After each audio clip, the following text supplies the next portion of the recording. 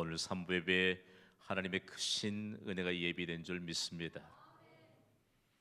근본적인 변화를 가져오는 영적인 40일 캠페인에 여러분 함께 해주셔서 감사합니다. 우리에게 은혜 가운데 이 캠페인을 시작하게 하신 분이 하나님이십니다. 은혜 가운데 마치게 하신 분도 하나님이십니다. 근본적인 우리의 변화를 통하여 영광을 받으실 분은 오직 하나님 한 분뿐이십니다. 우리 그분 하나님께 박수로 영광을 올려드리기를 원합니다.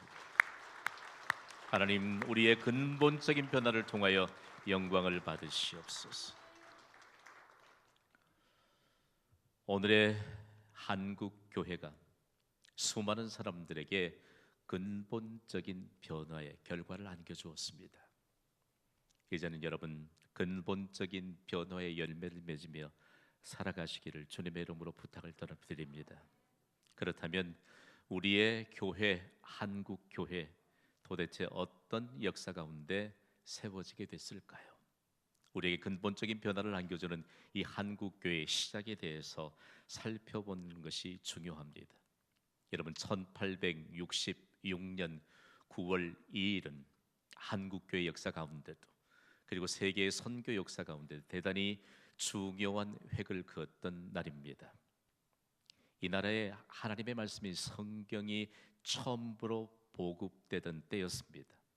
그때 영국 웨일즈 출신의 토마스 목사는 스코틀랜드 성서 번역 공회의 후원으로 파송을 받아서 이 땅에 하나님의 말씀인 성경을 좀 전해야 되겠다, 이 사명 하나로 제너럴 셔먼호라고 하는 미국의 상선을 타고 평양의 대동강변을 향해 입항 중에 있었습니다. 이때는 여러분 알다시피 대원군이 집권을 하던 때가 아니겠습니까? 그래서 대원군이 집권하던 때에 제너럴 셔먼호가 평양의 내지로 입항하는 것을 철저하게 막았습니다. 그런데 어쨌든 일인지 제너럴 셔먼호는 조선 측의 이와 같은 불어를 막론하고 계속해서 입항을 해갔습니다. 그때 결국 충돌이 생겼고 제너럴 셔먼호는 불길에 휩싸이게 되었습니다. 그 배에 탔던 토마스 선교사도 그리고 거기에 탔던 많은 사람들이 배에서 뛰어내리지 않으면 목숨을 잃을 위험한 지경에 이르렀습니다. 바로 그때 토마스 목사는 성경책을 몇 권 품에 안고 강물에 뛰어들었습니다. 그리고 헤엄을 쳐서 평양의 대동강변 모래사장에 그가 도착했을 때 그를 기다리고 있던 조선의 병졸이었던 박충권이라는 사람은 칼로 그를 무참하게 살해하고 맙니다. 역사의 기록을 보면요, 어디 한국말에 능통했겠습니까? 그러나 중국을 거쳐서 예수님의 이름을 야소라고 하는 이 중국어 음력을 따라서 그가 성경책을 가슴에 품었다가 그를 무참하게 칼로 살해하는 박충권 이를 향해 야소 야소, 예수 예수, 예수 믿으라는 이 사인을 남기고 난 후에 그는 순교자가 되었던 것입니다. 그러므로 한국에 하나님의 말씀인 성경이 들어오게 되었고 그 결과 여러분 교회가 세워지는 역사가 시작이 되었습니다. 그런데 놀랍게도요, 토마스 선교사를 칼로 무참히 살해했던 박충권은 결국은 예수님을 구주로 영접하였습니다.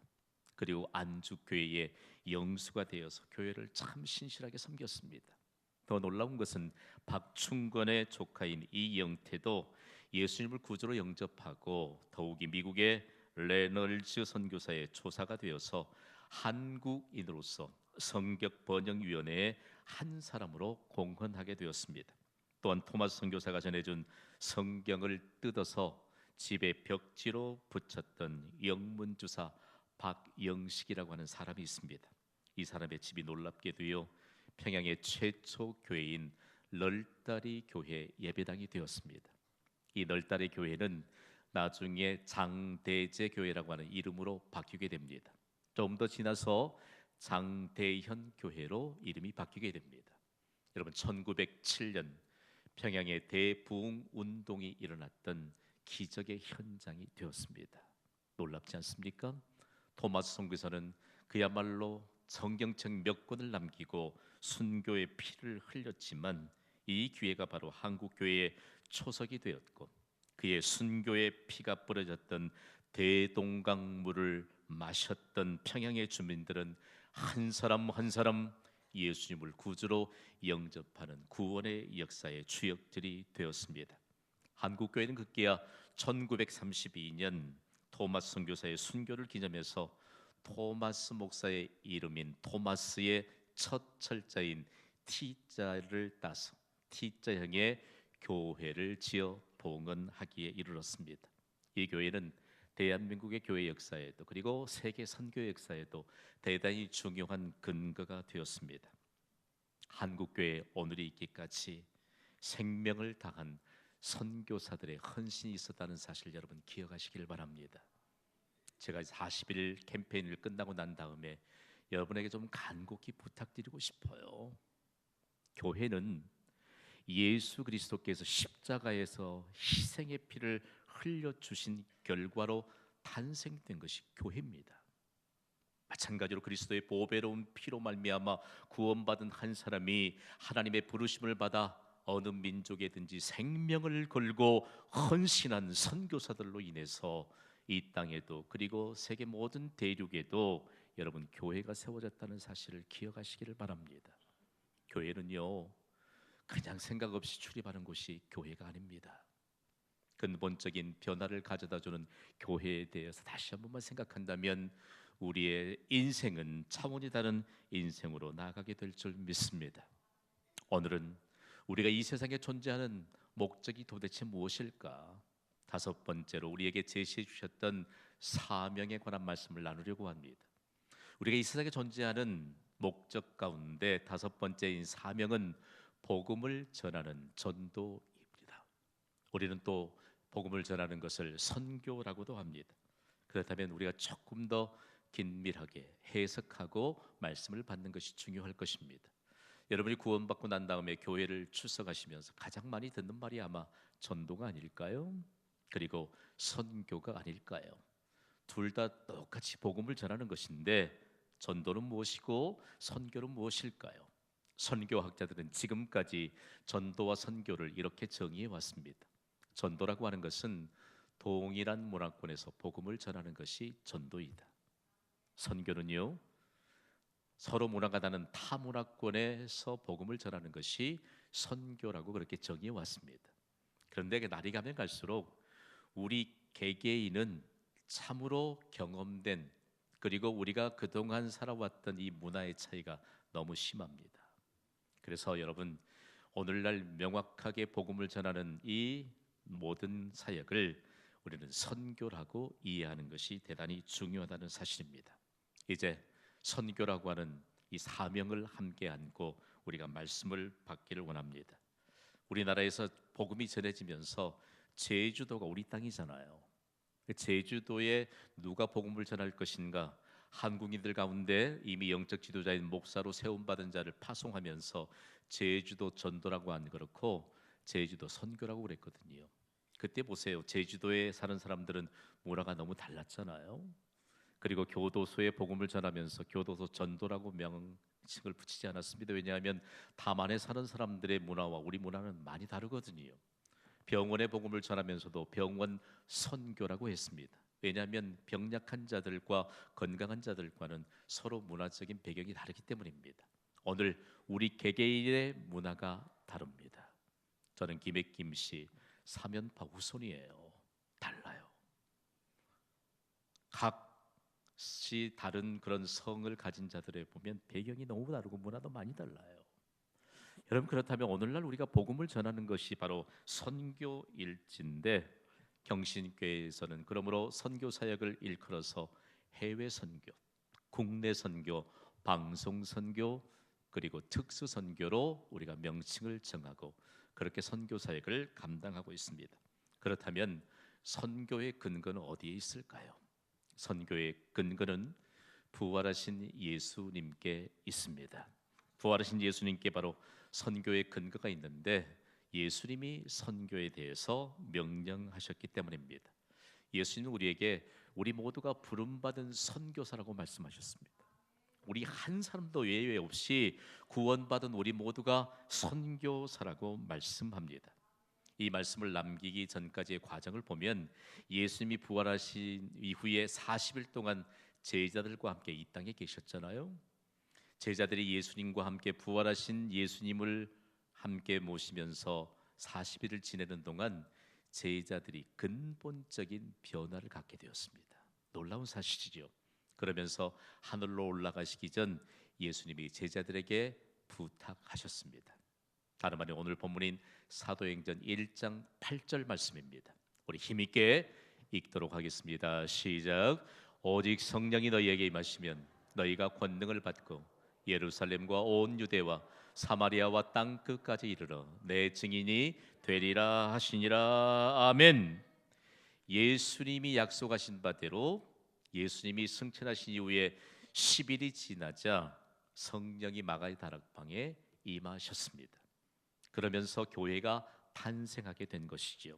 그렇다면 성령이 오심으로, 하나님의 영인 성령이 오심으로 이 땅에 어떤 변화가 있었을까요? 한 사람 한 사람 성령 받았던 예수 그리스도의 제자들을 통해서 이 땅에 하나님의 역사가 임하게 되었습니다. 먼저 이해할 것은 성령은 모든 장벽을 뛰어넘는 하나님의 능력입니다. 여러분, 우리가 기억해야 될 것은요, 우리가 예수님을 영접하는 순간 모든 장벽을 뛰어넘는 하나님의 능력이신 하나님의 영 성령이 우리 안에 계십니다. 문제는 무엇일까요?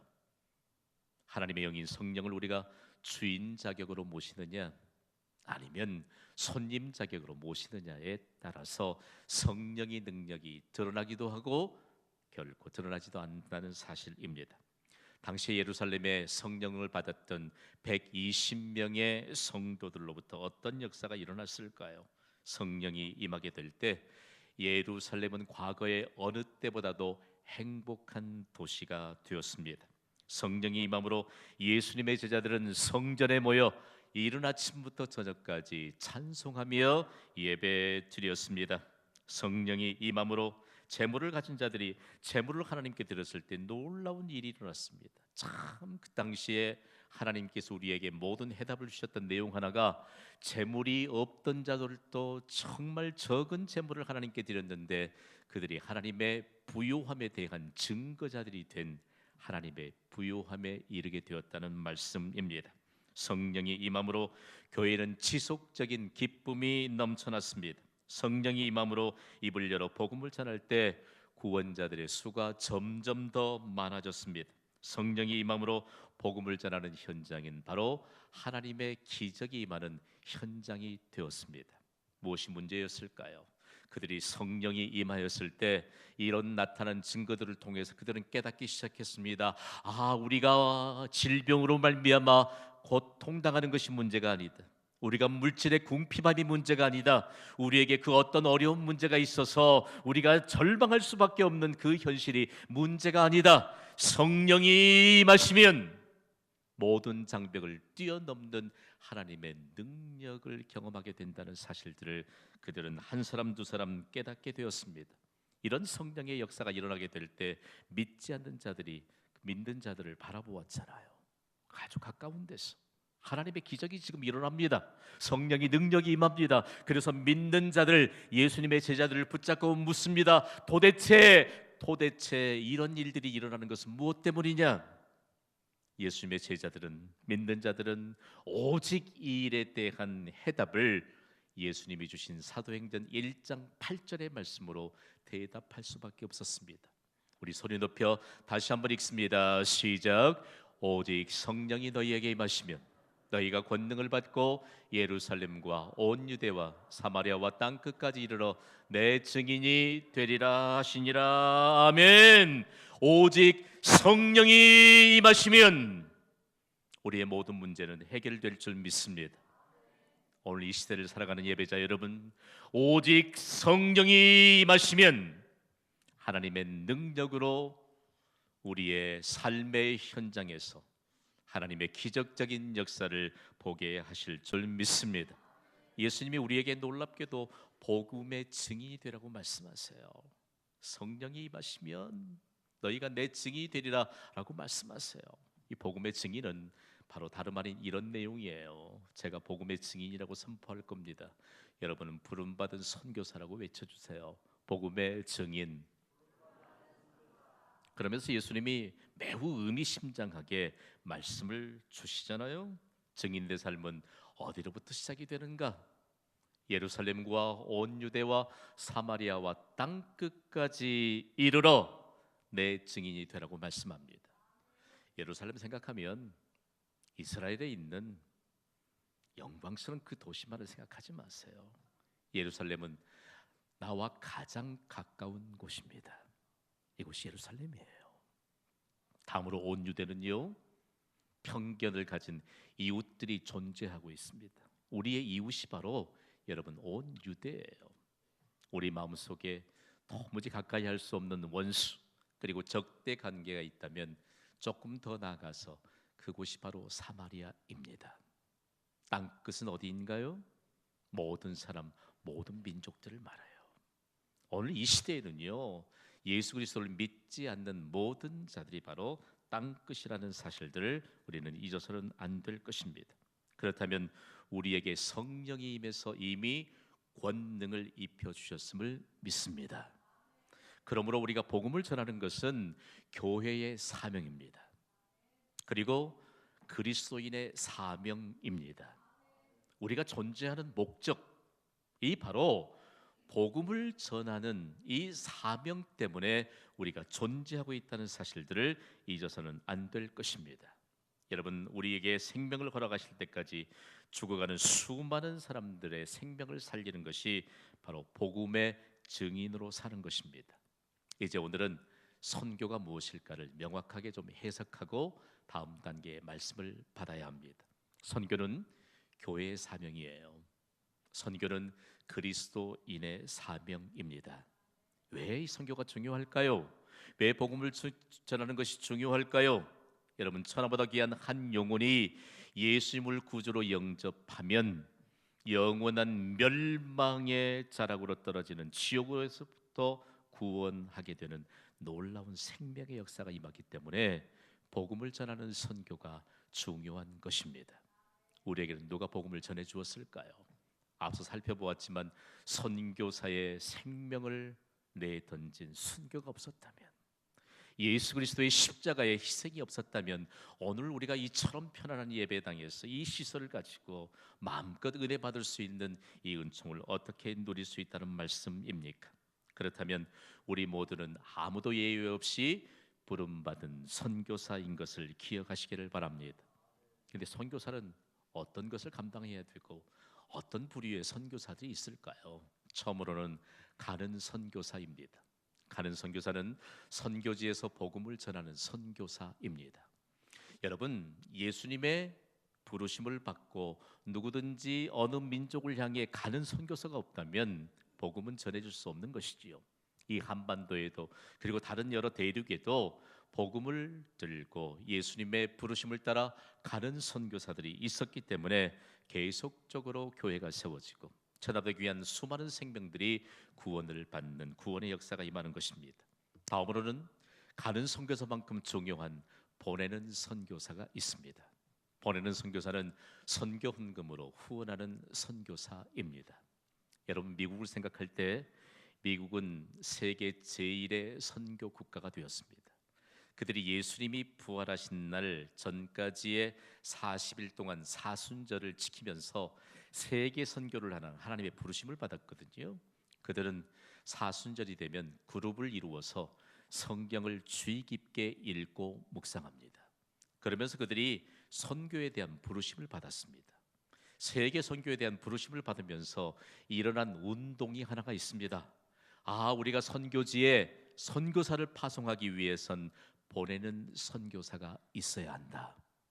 그러면서 우리가 보내는 선교사가 되어야 한다. 이런 열정들이 드높아지게 될 때 그룹별로 우리가 어느 대륙을 위해 어느 나라를 위해 선교사를 보내야 될 것인가를 기도하다가 그들은 한 가정 한 가정이 보내는 선교사가 됐을 때 비로소 하나님이 가는 선교사들을 통하여 그 땅을 밝게 하시는 선교의 역사가 펼쳐지게 된 것입니다. 제가 함께 교제했던 미국인들 가운데는 자신의 조상 대대로 몇 대까지 이르러서 선교사로 보내는 선교사로 사명을 감당하는 사람들이 있거든요. 대한민국을 너무 잘 알아요. 그런데 그들은 한 번도 이 땅을 밟아본 적이 없습니다.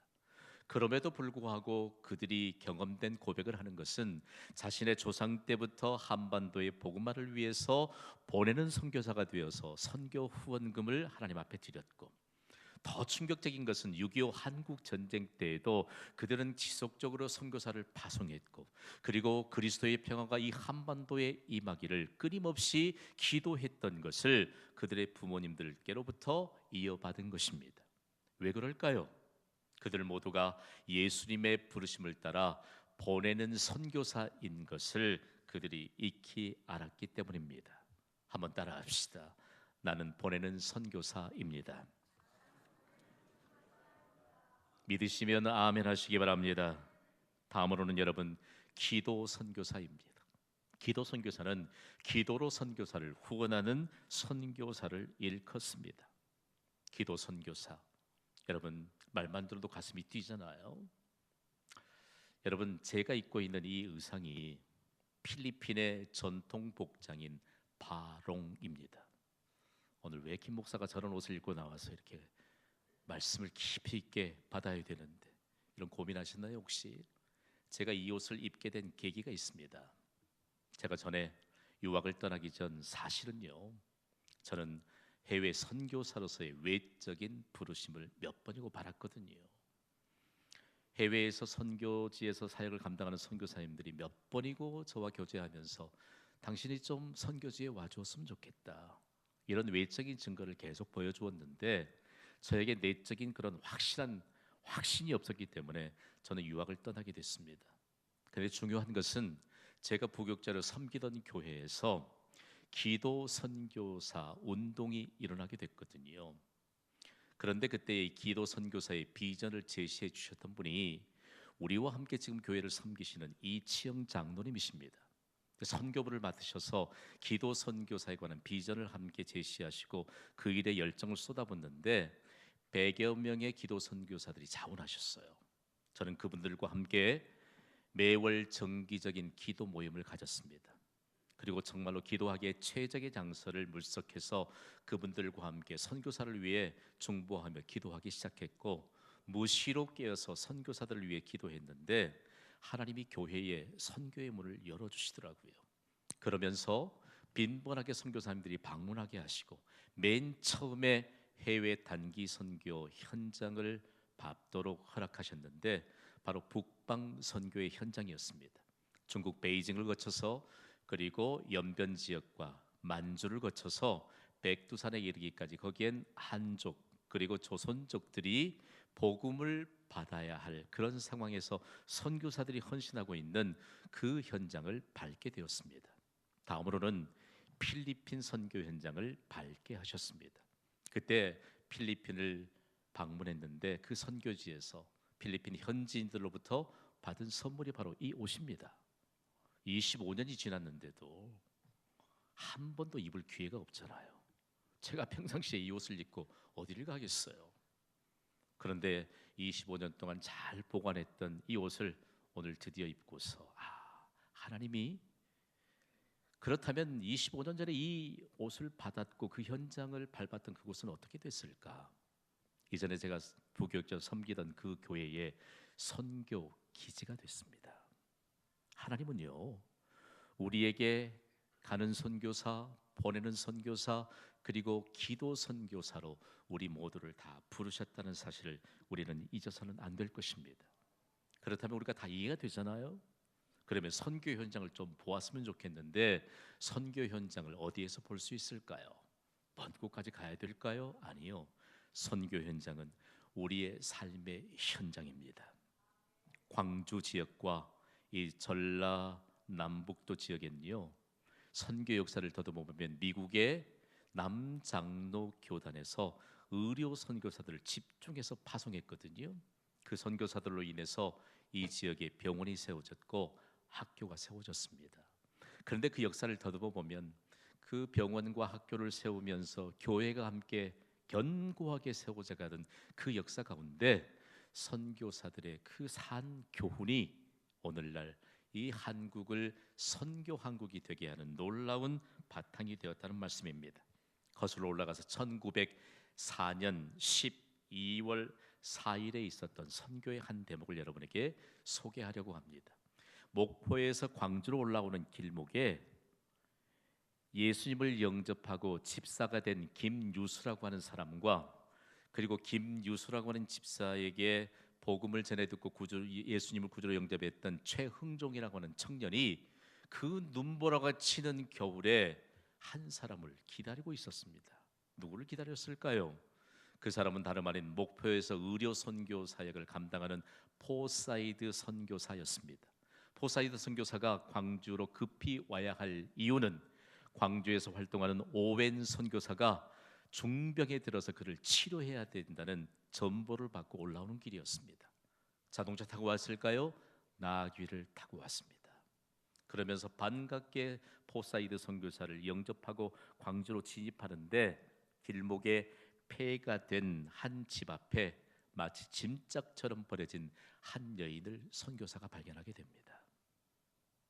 그 여인의 모습은 몇 날이고 머리를 감지 않아서 헝클어져 있고, 얼굴은 다 문드러져 있고, 손가락도 마디가 몇 개는 다 떨어져 나가고 있고, 그 여인이 버려지게 된 것은 나병에 걸린 나환자였기 때문입니다.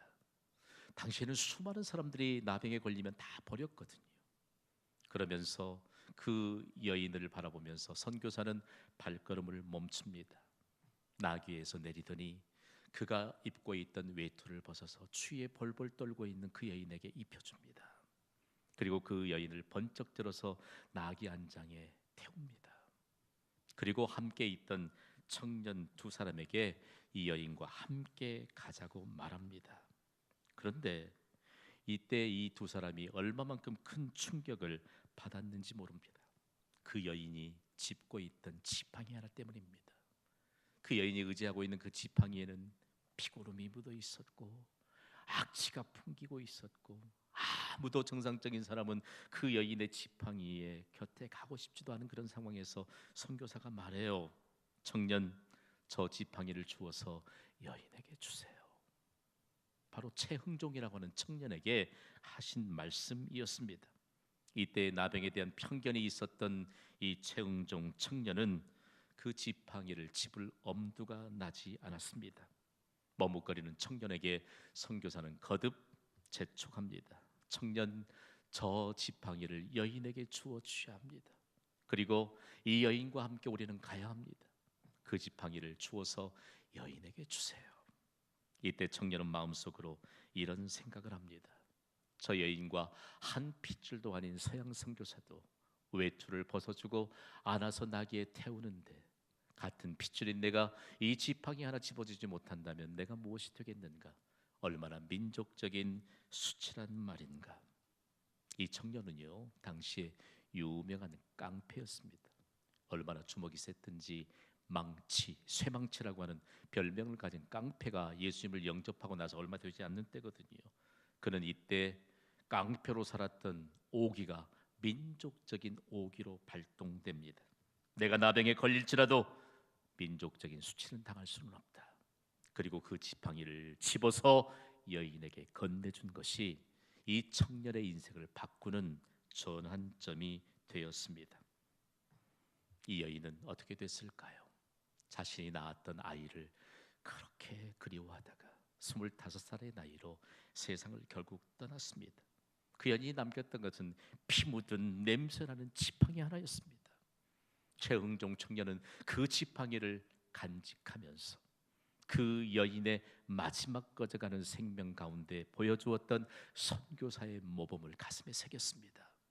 머지않아 최흥종 청년을 하나님이 부르셔서 영적인 지도자가 되게 했습니다. 그는 그 지팡이를 가슴에 품고 자신의 인생을 하나님 앞에 헌신하는 인생을 살기로 다짐을 합니다. 이 청년이 다름이 아닌 수없이 벌어졌던 나병 환자들의 치료를 위해서 소록도가 있게 했던 오방 최흥종 목사님이십니다. 그는 이 지역의 폐결의 환자들을 위한 시설을 마련하고 돌보았고, 그리고 수많은 어려운 사람들에게 예수님을 구주로 영접하도록 생명의 복음을 전해주었던 선교사들의 모범을 따라서 살았던 사람입니다. 이 이야기를 어떻게 알았냐고요? 성자의 지팡이라고 하는 책에 오방 최흥종 목사님의 이런 선교사와 관련된 믿음의 역사를 기록하고 있기 때문입니다. 이 사람을 기억하는 사람들이 얼마나 될까요? 그런데 놀라운 것은요, 모든 사람들에게 선교사들의 모범을 따라서 생명을 다해 생명의 길을 열어주었던 오방 최흥종 목사님을 광주광역시가 기억하게 된 것입니다. 2009년 6월 12일 광주광역시는 오방 최흥종 목사님을 기념해서 남구의 한 도로의 이름을 그의 호를 딴 오방로로 정하였습니다. 혹시 가다가 오방로를 만나면 오방빵을 팔던 도로인가 생각하시면 안 돼요. 오방 최흥종 목사님이 선교사의 산 교훈을 그대로 받아서 그 산 교훈을 따라 살았던 믿음의 결과요, 선교의 역사요, 한국의 기독교의 역사를 간직하고 있는 도로 이름이라는 사실을 기억하시기를 바랍니다. 여러분, 우리의 삶의 현장은요, 선교의 현장이 되어야 합니다. 우리의 삶의 현장이 기독교의 현장이 되어야 합니다. 우리는 부름받은 선교사인 것을 기억하시기를 바랍니다. 경신교회는 교회 설립 13주년을 맞이하고 있습니다. 그동안 작은 교실 한 칸에서 시작된 교회가 오늘에 이르기까지 예배당 건축에 관한 부담이 있었고, 그리고 교회의 성장을 시키기 위한 정말로 온 힘을 쏟아부었고, 신앙의 부흥에 대한 모범으로 교회를 세우기 위해 진액을 쏟아부었습니다. 지금까지 우리가 선교에 관한 부르심에 관한 확신과 그리고 이 일에 대한 증거를 갖기에 너무 겨를이 없었던 것 사실입니다. 그러나 이제 예수님의 부르심을 따라 우리 모두가 선교사인 것을 우리가 익히 알고 이 일들을 감당해야 합니다. 여러분은 하나님이 주신 건강을 무엇에 주로 사용하십니까? 여러분은 하나님이 여러분에게 맡기신 물질을 주로 무엇에 사용하십니까? 왜 우리와 한 핏줄도 아닌 서양의 선교사들이 자신들에게 맡겨준 모든 것을 다해 가는 선교사, 보내는 선교사, 그리고 기도 선교사로 헌신하면서 우리에게도 생명의 복음을 전하면서 하나님의 백성으로 살게 되는 이 일에 생명을 쏟아부으면서 헌신했을까요? 여러분의 넘치는 에너지를 그냥 여러분 가둬두고 있지는 않습니까? 여러분에게 하나님이 맡기신 물질 그저 차곡차곡 쌓아놓으면서, 그리고 여러분에게 맡겨주신 모든 여력들, 우리가 구원받은 이 은혜가 그저 된 것이 아닐진데 우리가 부름받은 선교사라는 사실들을 망각한 채 그렇게 살고 있지는 않을까요? 이제 우리는 가야 합니다. 영어 단어 가운데 3개의 단어를 한번 살펴봅시다. 하나님을 의미하는 God이라고 하는 단어와, 그리고 좋은 소식을 뜻하는 Good News라고 하는 단어와, 그리고 복음을 뜻하는 Gospel이라고 하는 이 단어 3개를 생각해 보세요. 모두 다 가라, 가라, 강력한 주님의 명령이 담긴 고라고 하는 이 단어가 없이는 전혀 사용되지 못할 단어입니다. 여러분, 우리는 가든지 보내든지 기도하든지 우리 모두는 부름받은 선교사인 것을 여러분 잊지 않고 기억하시기를 바랍니다. 우리의 생명을 다하는 동안 가든지 보내든지 기도하든지 우리 모두가 부름받은 선교사입니다. 교회로서의 사명을 다하고 우리 그리스도인으로서 사명을 다하는 영광스럽고 복된 인생으로 나아가시기를 주님의 이름으로 축원합니다. 이 시간 받은 말씀을 우리 찬양